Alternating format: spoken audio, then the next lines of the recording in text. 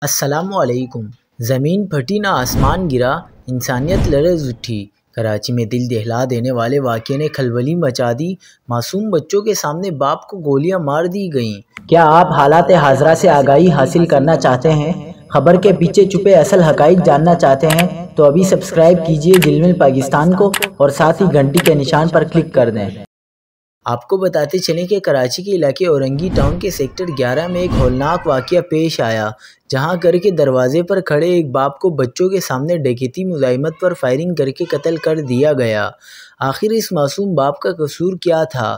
کیا وہ اپنے ہی گھر کے دروازے پر اپنے بچوں کے ساتھ کھڑے ہونے کا گناہ کر رہا تھا؟ پولیس کے مطابق مقتول کی شناخت سجاد شوکت کے نام سے ہوئی۔ وہ اپنے بچوں کے ساتھ گھر کے دروازے پر کھڑا تھا۔ اچانک موٹر سائیکل پر سوار دو مسلح ملزمان آئے، واردات کی کوشش کی اور معمولی سی مزاحمت پر اندھادھند فائرنگ کر دی۔ اس وقت ایک بچہ مقتول سجاد کی گود میں تھا اور دوسرا اس کے ساتھ کھڑا۔ لمحوں میں ایک باپ اپنے معصوم بچوں کے سامنے ہمیشہ کے لیے جدا ہو گیا۔ اس واقعے نے پورے شہر کو سوگوار کر دیا ہے۔